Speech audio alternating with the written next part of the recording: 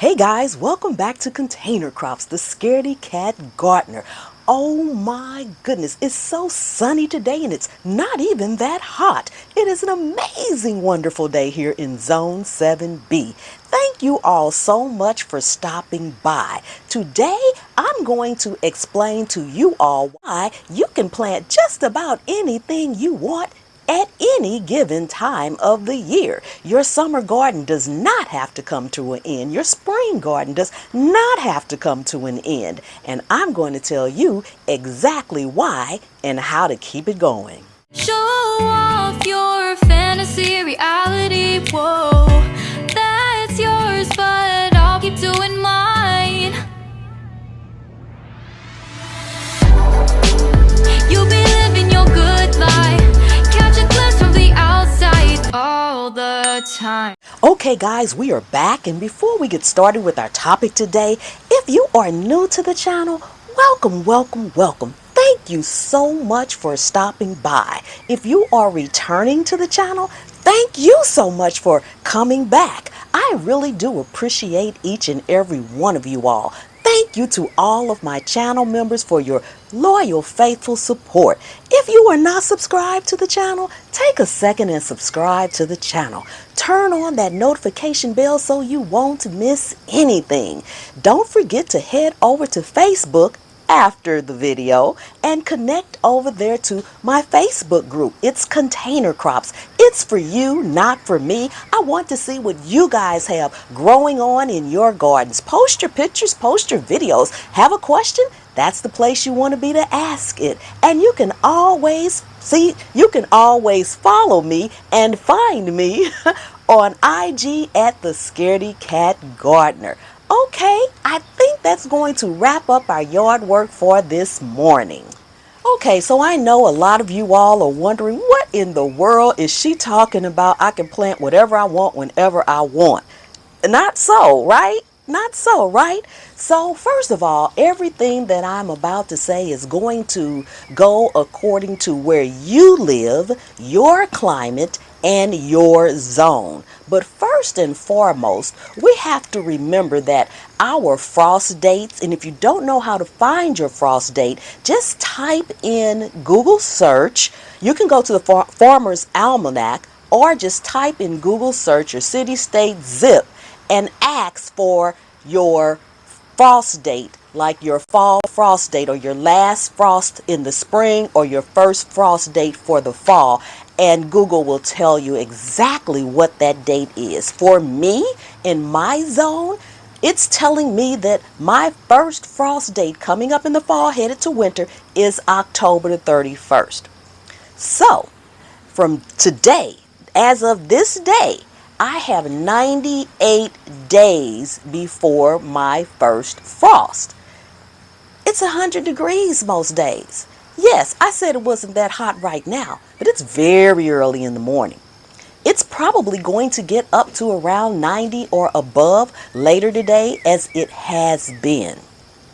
I have tomatoes growing, I have cucamelons growing, I have watermelons growing.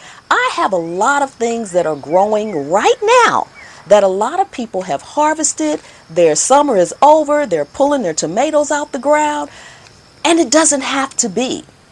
First thing you need to do is take a look at your frost date. So as I said, my frost date is October 31st, and that's 98 days.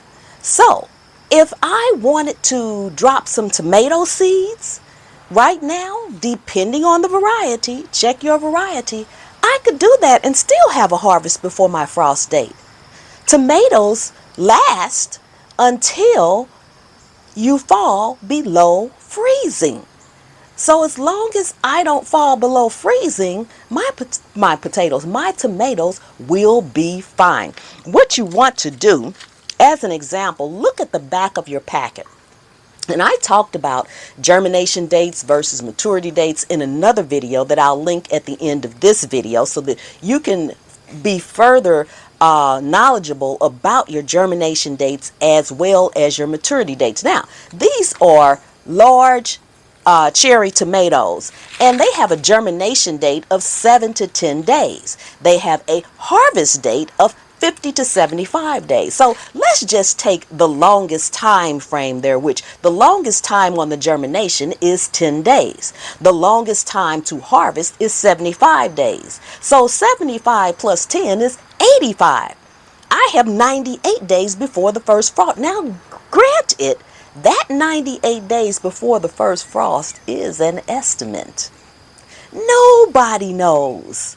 Nobody knows when the frost is coming. It's an estimate. So if that frost does not come in 98 days, which by the way for the last 3 years it hasn't, I am typically still growing anything that I started in the summer that I wanted to continue to grow well into the end of December. And typically, in my climate, I may get a little frost. But the next day it'll be 60. And the next day after that it'll be 60 or 70.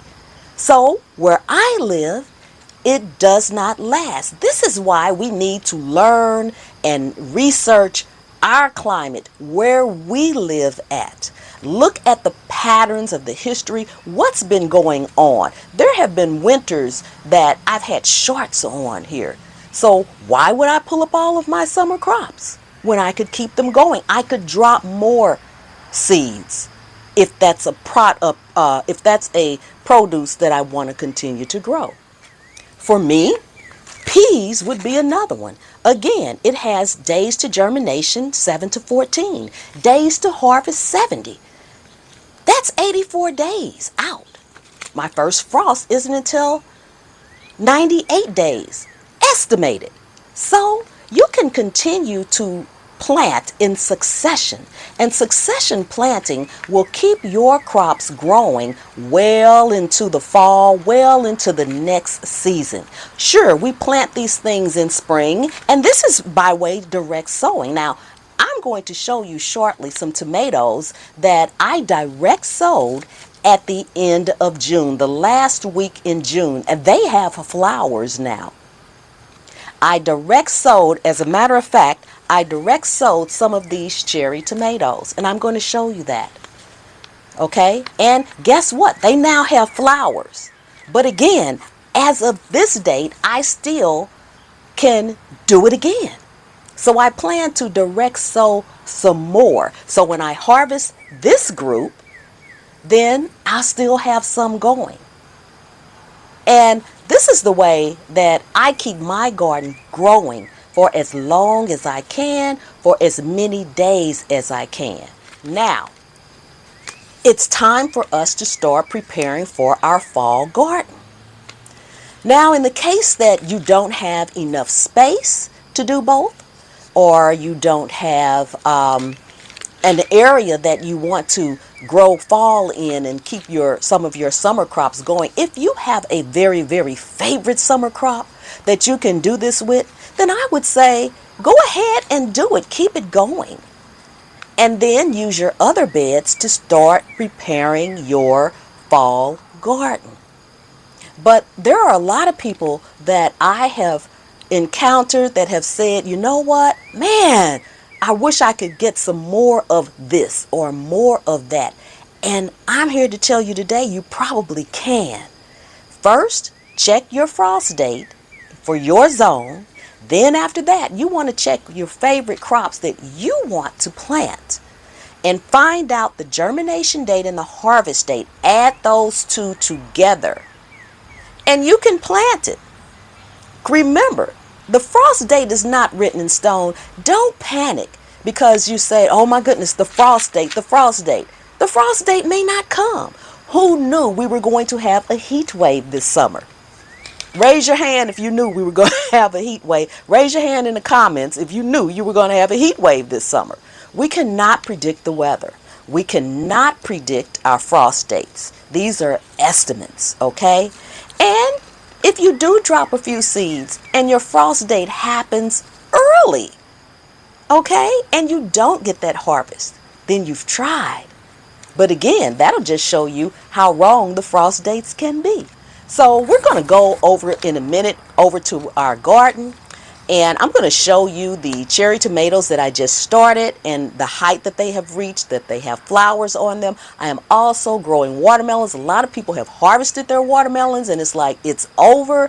No way. My watermelons are just now starting, but it's 100 degrees outside. And before the first frost date, I've got 98 days. They should be ready in another 60 days. So I have plenty of time for my watermelons to grow.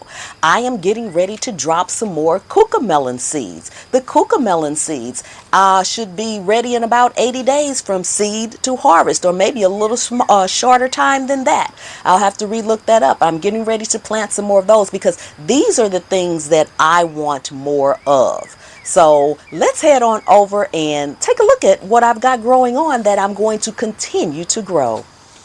Okay, so as I mentioned, I dropped tomato seeds. These are large cherry tomato plants. Let me back up a little bit so you guys can see it. And as you can see, I have flowers coming in. More flowers coming in over here. So it's not too late to drop those seeds. Okay, it's going to produce. As some of my other tomatoes are going out, this one will go in. This is even actually a beefsteak. Now it's going to take a little bit longer to produce, and if it doesn't make it because maybe we did have that frost, then okay, I'm not mad at it. But that's what I mean, that you can drop those seeds. And here's my watermelon plant that it's starting to flower now. And I think I saw a little watermelon coming over here on the end.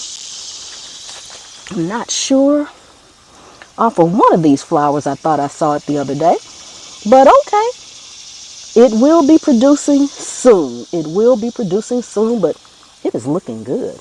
And I have time to do it. Okay, guys, so that's going to do it for today. Once again, thank you so much for coming and hanging out with me today in my garden. I really do appreciate each and every one of you all.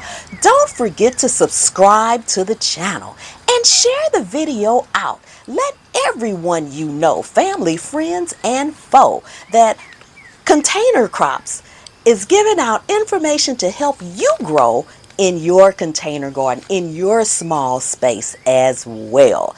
I would really appreciate it. And don't forget to give the video a thumbs up. The more thumbs we get, the more people will get to see the video. And I'm sure, family, friend, or foe, there's somebody that you know that could use this information. So until next time, remember, anywhere you can sit a pot, you can grow a plant. And I'll see you on the trail.